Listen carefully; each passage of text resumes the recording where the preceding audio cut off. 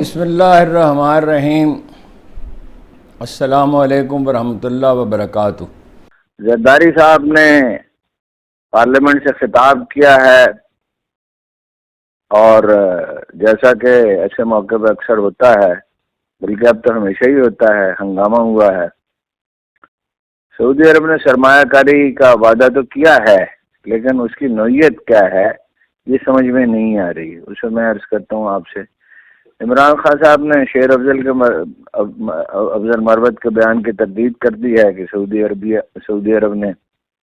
ان کا تختہ الٹنے کی میں حصہ لیا تھا، بلکہ انہوں نے وضاحت کی ہے کہ ان کا رویہ بہت ہی اچھا تھا۔ اور حسان نیازی اور میاں کیا نام ہے ان کا، صادق فاروق، کیا میں دیکھتا ہوں اس کو، وہ اپنا فوجی عدالت میں مقدمہ چل رہا تھا، وہ آج ان کو وہاں سے کہیں لے جایا گیا ہے، تو پتہ نہیں چل رہا کہاں لے جایا گیا ہے۔ مسلم لیگ میں انتشار بڑھ رہا ہے اور بعض اہم لیڈروں کو ضلعی کمیٹیاں بنائی گئی ہیں، ان میں شامل نہیں کیا گیا بڑے ممتاز لیڈروں کو، تو اس سے لگتا ہے کہ کچھ لوگوں کو پیچھے ہٹانے کا فیصلہ کیا گیا ہے۔ اور بھی اہم خبریں ہیں، کچھ لوگوں نے رابطہ کیا ہے، اپنا درخواست بھیجی ہے خان صاحب کو انہیں واپس لیا جائے، تو ایک ایک کر کے سب پہ بات کرتے ہیں۔ زرداری صاحب نے ایک بات تو بہت اچھی کہی، انہوں نے کہا کہ ایک قدم پیچھے ہٹنا چاہیے۔ یہ بات بالکل ٹھیک ہے، تلخی دور کیے بغیر ظاہر ہے کہ کچھ بھی نہیں ہو سکتا۔ کوئی تلخی دور ہوگی اور ایک منیمم نیشنل کنسنسس بلڈ ہوگا تو تبھی کچھ ہو سکتا ہے۔ اس تلخ فضا میں تو مقامی سرمایہ کاری نہیں ہو سکتی، تو بیرونی سرمایہ کاری بھی جو ہے اس کے بارے میں شبہات ہی رہیں گے، اگرچہ سعودیوں نے اس کا وعدہ تو کیا ہے۔ وہ جیسے ہی اپنا زرداری صاحب آئے اور عمران خان کی تصویر لگا دی گئی، اور لیکن وہ تقریر کرتے رہے بہرحال، اور وہ لوگوں نے گھیر لیا، مسٹر 10% کے نعرے لگاتے رہے، حالانکہ مسٹر 10% وہ ہیں ہی نہیں، اب مسٹر 35% ہیں، جو معلومات وہاں سے ملتی ہیں۔ تو بس وہ تقریر میں یہی ایک اہم بات تھی، باقی تو کوئی ایسی خاص بات نہیں تھی۔ اور زرداری صاحب کو یہ مزاج ہی نہیں ہے کہ وہ پریس کانفرنس کریں یا انٹرویو دیں تو کوئی دل کی بات کہیں۔ دل کی بات جو ہے وہ تنہائی میں کہتے ہیں۔ وہ سعودی سرمایہ کاری کا مسئلہ یہ ہے کہ وہ صرف کان کنی میں انٹرسٹڈ ہیں، اس کے لیے 3 لفظ استعمال کیے گئے، کان کنی، مائننگ، ریکوڈک میں انٹرسٹڈ ہیں۔ اب اس میں مسئلہ یہ ہے کہ بین الاقوامی ادارے ہیں جو یہ اس بات کا تعین کرتے ہیں کہ کسی ملک کی ریٹنگ کیا ہے، یعنی اس کا ماحول کیا ہے، وہاں منافع کے امکانات کیا ہیں، اور وہاں ظاہر ہے اس کا انحصار امن و امان پہ اور اس پہ ہوتا ہے، سیاسی استحکام پہ، جو کہ موجود نہیں ہے۔ اور وہ آئے ہیں، شہباز شریف صاحب نے وضاحت بھی کر دی ان کی درخواست پر، اور یعنی وعدہ تو ان کا ہے لیکن کوئی ٹھوس چیز نہیں ہے، ریکارڈ کے سوا کوئی چیز نہیں ہے۔ سرمایہ کاری تو وہ کرنا چاہتے ہیں، $100 بلین کی سرمایہ کاری انہوں نے انڈیا میں کی ہے، لیکن انڈیا میں کوئی پرابلم تو نہیں ہے۔ تو ریکارڈ جو ہے وہ بڑا اچھا منصوبہ ہے، اگر وہ لانگ ٹرم انویسٹمنٹ کرنا چاہتے ہیں وہاں کر سکتے ہیں، سوات میں کر سکتے ہیں، لیکن اس کے لیے بڑی تیاری کرنی پڑتی ہے، اور کئی سال کے بعد، تقریباً 4 سال کے بعد اگر ٹھیک رفتار سے کام ہو تو اس کا نتیجہ نکلتا ہے۔ آمدن تو اسے $10 بلین اندازہ ہے کہ بڑھ جائے گی، لیکن اس میں وقت لگے گا۔ اور مجھے تعجب ہے کہ ریفائنری کی بات کم از کم میں نے تو نہیں دیکھی کسی جگہ پہ کہ ریفائنری کی بات ہو رہی ہو۔ ریفائنری کا ان کا وعدہ تو ہے اور بہت پہلے کا ہے، اور اس میں فائدہ بھی ہے، اس میں اس لیے کہ چین کو تو پیٹرول چاہیے، اور چین جو ہے وہ کوئی 8,000 یا شاید 18,000 کلومیٹر کا فاصلہ طے کر کے تیل پہنچاتا ہے، اور یہاں سے تو 2,000 کلومیٹر کا رہ جائے گا، جو ان کا علاقہ پاکستان کے ساتھ لگتا ہے 2,500 کلومیٹر کا ہوگا۔ تو ان کے اخراجات میں بڑی بچت ہوگی اور چینی خود بھی لگا سکتے ہیں۔ بہرحال پاکستان کو تو ضرورت اس وقت ڈالرز کی ہے، اور وہ اس کی طرف کوئی اشارہ انہوں نے نہیں کیا۔ اب دیکھیے کیا ہوتا ہے۔ انہوں نے ملاقات تو کی، صدر سے کی، وزیر اعظم سے کی، چیف آف آرمی اسٹاف سے کی، اور جناب جو سہولت کاری کے لیے جو ادارہ بنایا گیا ہے اس سے بھی کی، تو کچھ نہ کچھ تو امید خیر کی ہی جا سکتی ہے، لیکن جب منصوبہ سامنے آئے گا تو پھر ہی کچھ کہا جا سکے گا۔ عمران خان صاحب نے یہ کہا ہے کہ جو لوگ آج ان سے ملے ان سے انہوں نے کہا، مختصر سی بات کی اور زیادہ بات کرنے کا موقع ہی نہیں تھا، لوگ بتا رہے ہیں، تو انہوں نے یہ کہا کہ میں جب گیا سعودی عرب تو مجھے اصرار نہیں کرنا پڑا، یعنی ظاہر ہے انہوں نے جیسے خان صاحب کا مزاج ہے ہلکی سی بات کی تو انہوں نے کہا کہ میرے اصرار کے بغیر $3 بلین بھی دے دیے جب ان کی حکومت بنے تھی، اور $12 بلین کا پٹرول بھی ادھار پہ دے دیا، یعنی ڈیزل اور پٹرول، اور وہ انہوں نے کہا ان کی امانت ہے، مطلب یہ ہے کہ اس کی ادائیگی آسان قسطوں میں ہو رہی ہے۔ میں تو اسے یہی سمجھا، اور یہ کہا کہ بات کرنے والے کو سوچ سمجھ کے بات کرنی چاہیے۔ انہوں نے لفظ استعمال کیا عقل سے، عقل کا مظاہرہ کرنا چاہیے۔ اس سے میرا خیال ہے کہ ان کی پوزیشن بہت خراب ہو گئی شیر افضل صاحب کی۔ لوگ تو بہت سنگین الزامات لگا رہے ہیں کہ انہوں نے سیبوٹاج کرنے کی کوشش کی، میرا تو تھوڑا سا حسن ذہن اب بھی ان سے باقی ہے۔ میرا یہ خیال ہے کہ وہ جذبات سے مغلوب ہو کر بات کرتے ہیں، لیکن اکثریت اب یہ کہہ رہی ہے کہ بھائی وہ تو کئی مواقع پر انہوں نے سیبوٹاج کرنے کی کوشش کی ہے، اور جو بات ان سے کہی جاتی ہے اس سے مختلف بات کہتے ہیں، یا یہ ہے کہ ان کی ذاتی ترجیحات ہیں، انہیں پارٹی کی کوئی پرواہ نہیں ہے، نہ اس کی ترجیحات کی کوئی پرواہ ہے، جذبات سے مغلوب آدمی ہے۔ عمران خان صاحب کا اندازہ فکر یہ لگتا ہے کہ جس آدمی سے جو کام لیا جا سکتا وہ لے لیا جائے، اور اگر کوئی ایسی بات کہے جو نامناسب ہے تو اس کی وضاحت اور یا تردید کر دی جائے۔ ایک اس میں سلور لائننگ ہے، ایک اس میں امید کی کرن ہے، وہ یہ ہے کہ خان صاحب بڑے سے بڑا حادثہ جو ہے اس کو سہ جاتے ہیں، اور وہ اپنا مسکرا رہے تھے جب یہ بات کر رہے تھے، اور انہوں نے یہ بھی کہا، اپنی اہلیہ کی بیماری کا ذکر کیا اور کہا کہ یہ جنرل حضرات کر رہے ہیں، اور یہ کہا کہ اس کا علاج نہیں ہو رہا، عدالت نے اس کو حکم تو دے دیا تھا، امید ہے اس پہ عمل ہو جائے گا، لیکن ظاہر ہے انہیں دباؤ میں رکھنا مقصود ہے۔ لیکن اس بات پہ تو انہوں نے غصہ کیا، مگر وہ اس پہ نہیں کیا، شیر افضل پہ زیادہ غصہ نہیں کیا، نہ اس کی کوئی مذمت کی۔ اس سے یہ پتہ چلتا ہے کہ ان میں ایموشنل بیلنس بڑھ رہا ہے، اور ظاہر ہے ایک آدمی جو صرف قرآن مجید پڑھتا ہے اور نمازیں پڑھتا ہے، اور کہا جاتا ہے کہ تہجد بھی پڑھتے ہیں، اور جو آدمی قرآن پڑھے گا ایموشنل بیلنس تو اس میں پیدا ہو ہی جائے گا، ظاہر ہے تو دنیا اسے بتدریج حقیر نظر آنے لگتی ہے اور اس کا پرسپیکٹو وسیع ہو جاتا ہے۔ اور 3 آدمی ہیں جن کی درخواستیں ان تک پہنچی ہیں، فواد چودھری کی، ملیکہ بخاری کی اور صداقت عباسی کی۔ صداقت عباسی بیچارے پہ ظلم تو بہت ہوا ہے، بڑا تشدد ہوا ہے، بڑی زیادتی ہوئی ہے، لیکن بہرحال ان کو سوچنا پڑے گا کہ ایک آدمی جس کے لیے اپنی ذات ہی اہم ہے، وہ تشدد جو ہوا تو افسوسناک ہے، وہ تو کسی پر بھی ہو، ظاہر ہے اس کی حمایت تو نہیں کی جا سکتی۔ ملیکہ بخاری تو بیچاری کمزور سی خاتون ہے اور بڑی ہمت کا انہوں نے مظاہرہ کیا۔ فواد چودھری بڑے انٹیلیجنٹ آدمی ہیں، لیکن ان کی جو میڈیا پالیسی تھی اس نے بڑا نقصان پہنچایا ہے۔ یعنی میڈیا پہ عنایات کی بارش تو نہ کی جائے، قومی سرمایہ ہے وہ اس لیے تو نہیں ہے کہ ضائع کیا جائے، لیکن بہرحال میڈیا پہ مستقل دباؤ رکھنا، ریٹ بھی کم کر دیے، اشتہارات بھی کم کر دیے اور دباؤ بھی رکھا، تو اب تو خیر جتنا دباؤ ہے وہ تو بے پناہ ہے، اتنا دباؤ تو نہیں تھا ان کے دور میں۔ تو فواد چودھری کی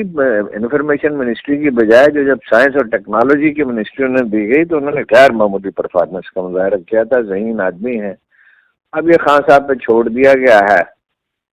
کہ کیا کرتے ہیں وہ. اور ایک مسرر جمشید چیمہ نے کہا ہے کہ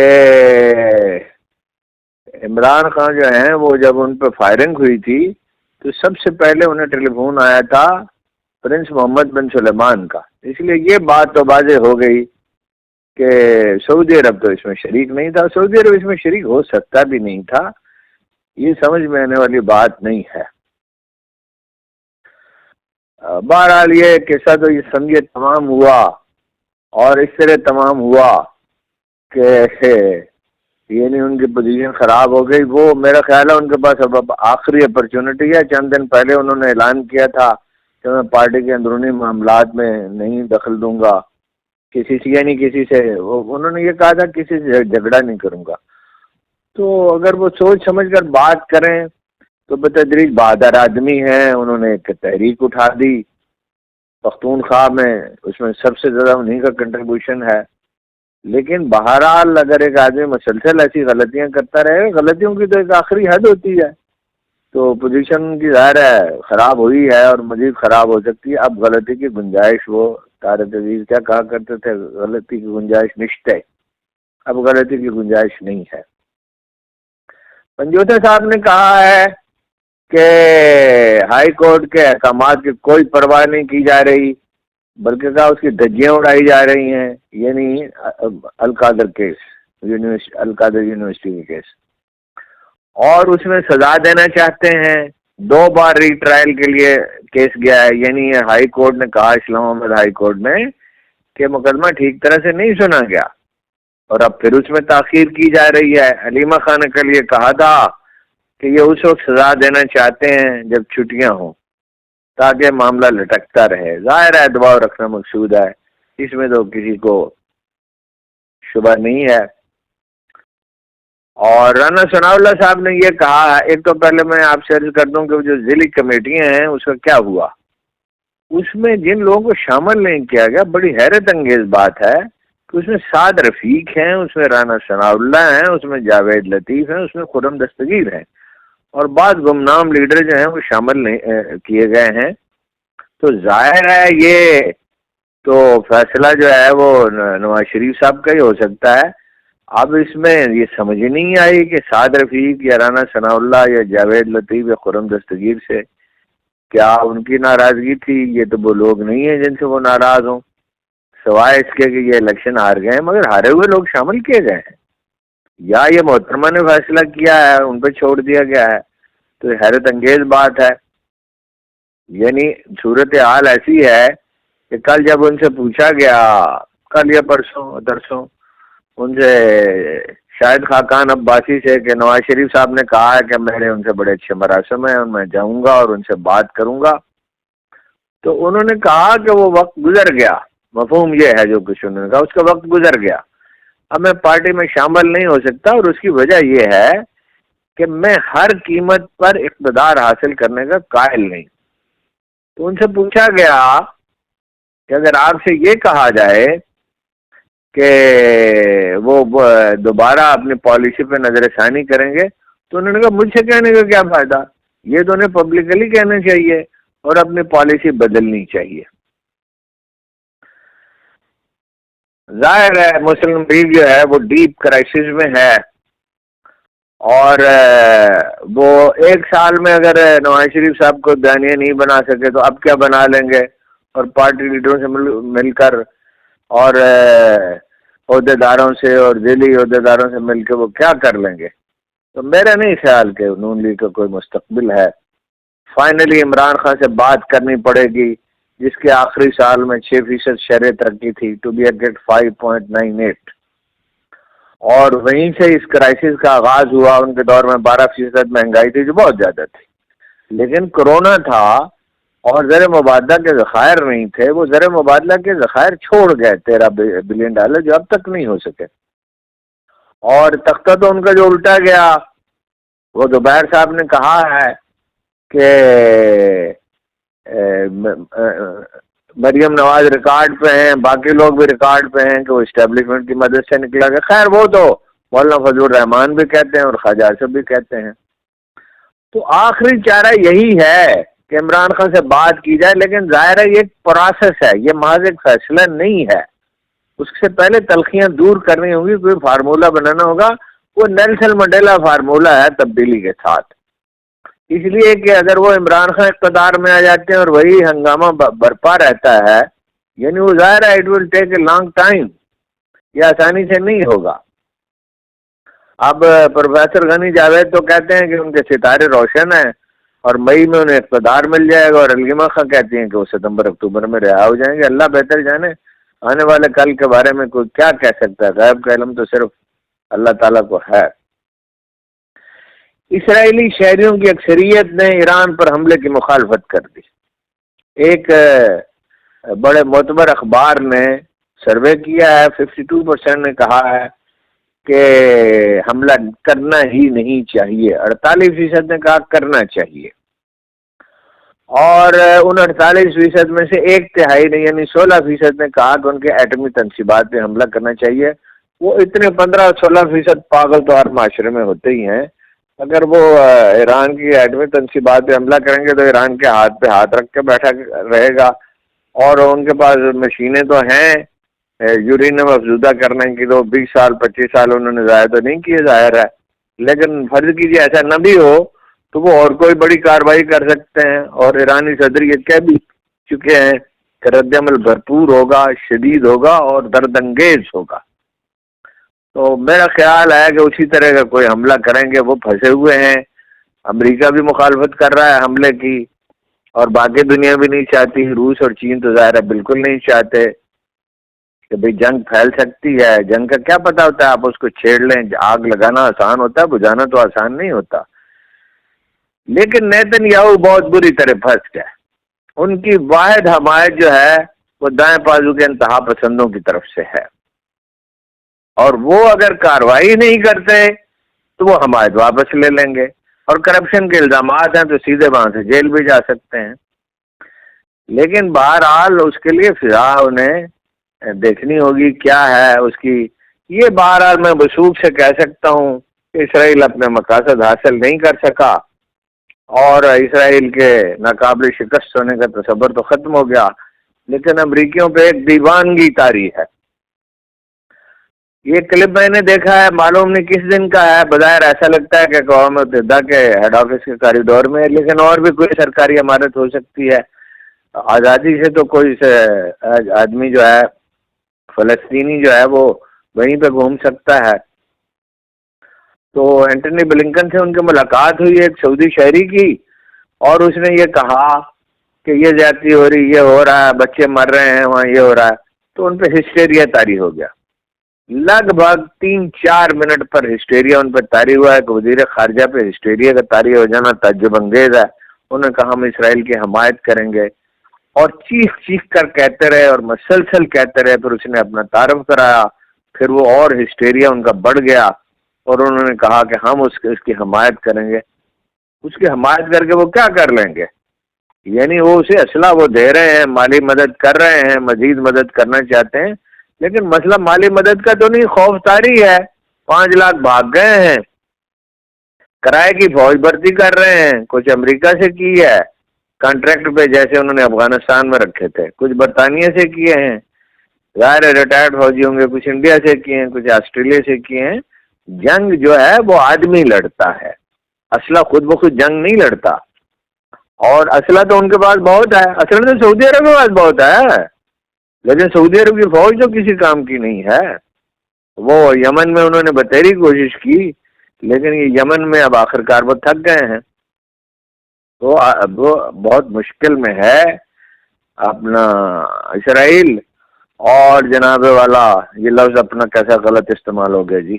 لیکن یہ تقیہ کلام جو ہوتا ہے یہ بعض اوقات بڑی خرابی پیدا کرتا ہے۔ ایک اہم واقعہ کل ہونے والا ہے، کل 3 بجے اقوام متحدہ کی سلامتی کونسل میں فلسطین کو اقوام متحدہ کا مستقل ممبر بنانے کے لیے سلامتی کونسل میں بحث ہوگی۔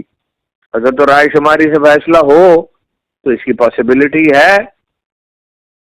کہ وہ ممبر بن جائے، لیکن اسرائیل کے والد گرامی یعنی امریکہ بہادر جو ہے وہ اندیشہ یہ ہے کہ وہ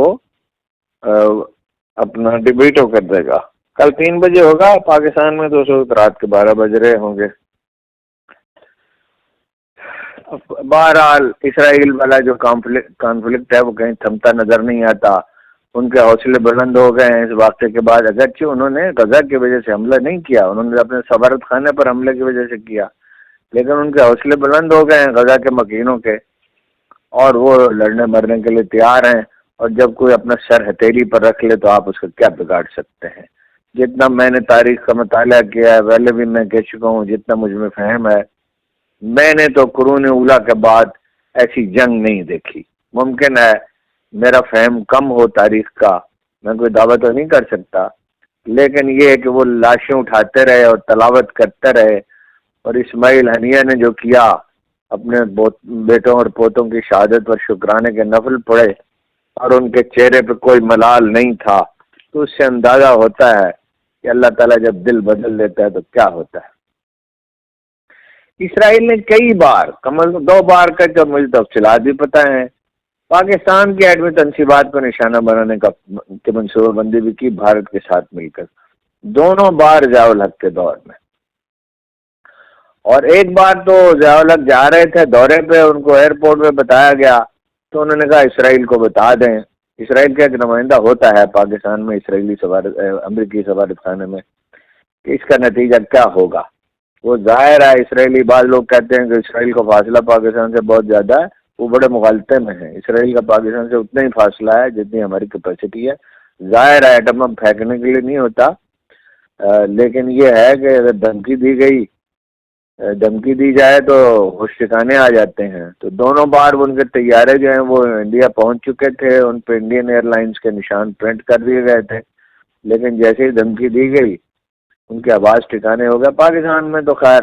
میرا خیال ہے کہ اب وہ کبھی نہیں سوچیں گے، بالش سے بڑھ کے تو اسرائیل ہے، اور یہ وہ رسک نہیں لے سکتے، ظاہر ہے وہاں مسلمان آباد ہیں، ایٹم بم پاکستان کیا پھینکے گا، اور پھینکنا چاہیے ہی نہیں، اتنی بڑی تباہی اس سے ہوتی ہے۔ وہ بائی دی وے جب وہ اپنا زرداری صاحب خطاب کرنے کے لیے تو گھیراؤ تو کیا ہی گیا، وہ آپ نے شاید مناظر دیکھ ہی لیے ہوں، لیکن عمر ایوب اور جمشید دستی اور دوسری طرف عبدالقادر پٹیل اور اگر رفیع اللہ کے درمیان ہاتھا پائی بھی ہوئی۔ تو ان حالات میں اگر کوئی سمجھتا ہے کہ ملک ترقی کے راستے پر گامزن ہو سکتا ہے تو یہ تو ایک عجیب و غریب بات ہے۔ عمران خان کا ایک جملہ میں بھول گیا تھا، انہوں نے کہا کہ جنرلوں کی شدید خواہش تھی کہ مجھے خوفزدہ دیکھیں، مگر یہ حسرت ان کے دل میں رہ گئی، اور پھر وہ اپنی اہلیہ کی انہوں نے بیماری کا ذکر کیا۔ یہ بعد فاروق ان صاحب کا نام ہے جنہیں لے گئے، اور حسان نیازی کو، اور کہاں لے گئے ہیں یہ پتہ نہیں۔ آج جو اہل خانہ کو ان سے ملنے نہیں دیا گیا، اور جو دوسرے قیدی ملے، ظاہر ہے فوجی عدالتوں میں کیس چل رہا ہے تو انہیں کی تحویل میں ہے، تو باقی لوگ ملے تو انہیں بتایا گیا کہ وہ اپنی کال کوٹھریوں سے غائب ہیں، اور کچھ پتہ نہیں ہے کہاں ہے۔ کسان رو رہے ہیں، کہہ رہے ہیں کہ وہ کاشتکار کہ جب مکئی کا وقت آیا تو افغان بارڈر بند کر دیا گیا، اب گندم کا وقت آیا تو پھر بارڈر بند کر دیا گیا، گندم سستی بک رہی ہے۔ اس میں ایک لطیفہ یہ ہے کہ نواز شریف صاحب جب گئے تنور پہ تو وہ نان بھائی ایسوسی ایشن کے صدر نے کہا ہے کہ وہ نان بھائی سے پہلے ہی بتا دیا گیا تھا اس کو کہ تم نے میاں صاحب کے سامنے یہ کہنا ہے کہ روٹی سستی بیچیں گے، تو وہ ظاہر ہے بھائی شعبدہ بازی کی سیاست ہے، اس کو کیا ہو سکتا ہے۔ عمران خان سے ناموں کی منظوری دے دی گئی ہے، جو لوگ ملیں گے آئندہ دنوں میں سینیٹر شبلی فراز ہیں، مزمل اسلم ہیں، رؤوف حسن ہیں، صاحبزادہ حامد رضا ہیں، شیخ وقاص اکرم ہیں، اور عاطف خان ہیں۔ اس میں نام نہیں ہے ان کا افضل شیر مروت کا، تو وہ تو ویسے ہی خیر کوئی ضروری نہیں ہے کہ مستقل پابندی ہو، اگر وہ اپنا درست کر لے رویہ تو ٹھیک ہو سکتا ہے۔ نہایت کام کے آدمی ہیں، غیر معمولی صلاحیتوں کے آدمی ہیں، لیکن بہرحال بعض اوقات ایک چھوٹا سا فالٹ جو ہے یا ایک فالٹ جو ہے وہ کیا پرابلم پیدا کرتا ہے۔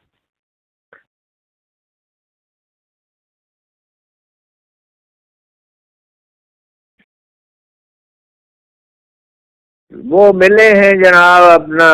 میں نے آپ سے بتایا کہ سعودی وفد جو ہے وہ سہولت کاری جو اپنی ہے ادارہ بنایا گیا ہے، میں آسان الفاظ میں سے بیان کرنے کی کوشش کر رہا ہوں، مشترکہ پریس کانفرنس بھی کی انہوں نے بعد میں، لیکن جیسا میں نے عرض کیا ہے کہ کوئی ٹھوس چیز نہیں ہے. ہو سکتا ہے ہو، میں یہ نہیں کہہ رہا کہ وہ بالکل نہیں کریں گے، لیکن یہ ہے کہ منصوبہ جو سامنے آئے کب کریں گے، کس وقت کریں گے. اور شہباز شریف صاحب نے یہ کہا ہے کہ اربوں ڈالر کی سرمایہ کاری ہوگی، اور ان کی منظوری سے اپنا محمد بن سلیمان کی منظوری سے وہ دورے پر آئے ہیں، لیکن تفصیل معلوم ہو تو پھر ہی کچھ کہا جائے. مریم نواز کا اسکواڈرن جا رہا تھا نارووال، وہ جو جگہ بنائی گئی ہے اپنا راہداری سکھوں کے آنے کے لیے وہاں پہ، تو ان کی جو پروٹوکول کی گاڑیاں ہیں سوٹ تو وہ 500 سے 800 تک کا پہنتی ہیں، لیکن گاڑیاں 30 40 50 ہوتی ہیں، اور یہ پروٹوکول کی گاڑیاں بہت تیز چلتی ہیں. اس سے پہلے ان کے والد گرامی کا حادثہ ہو چکا ہے، اور اب مبینہ طور پر ایک نوجوان جو ہے وہ گاڑی اوورٹیک کر رہی تھی تو اس کی زد میں آ گیا. ڈی پی او صاحب کا کہنا ہے کہ لواحقین کے درخواست پر ایف آئی آر درج کر لی گئی ہے. ایلیٹ فورس کی گاڑی تھی اور اس کی تحقیقات ہوگی، جب تحقیقات ہوگی تو پھر پتہ چلے گا کہ کیا تحقیقات ہوئی ہے. رانا ثناء اللہ صاحب کا کہنا یہ ہے کہ غلطیاں جو ہیں وہ سیاستدانوں کی ہیں، پارلیمنٹ کمزور ہے اور سیاستدان یا اپنے مفاد میں فیصلے کرتے ہیں یا پارٹی کے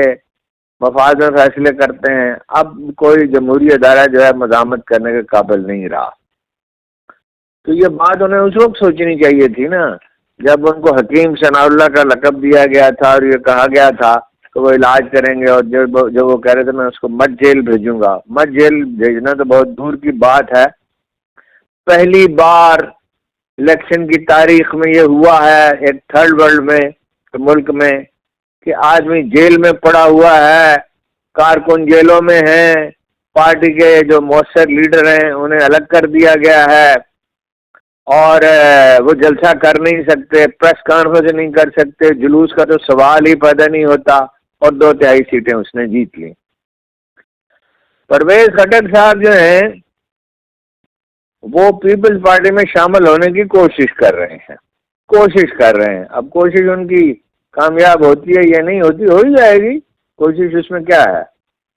اور تو لیکن کیا بھاڑ جھونکیں گے پیپلز پارٹی میں جا کے جب آدمی جو ہے اتنے بڑے بڑے دعوے کرے. پرویز خٹک برے سیاستدان نہیں تھے، جوڑ توڑ کی بڑی صلاحیت رکھتے تھے، ترقیاتی منصوبے پہ توجہ دیتے تھے. ان کی غلطی یہ ہے کہ انہوں نے دعویٰ کیا اور دعوے پہ دعویٰ کیا، اور دعویٰ باطل ہوتا ہے، کوئی شخص دعویٰ نہیں کر سکتا. وہ تو اللہ کے رسول صلی اللہ علیہ وسلم نے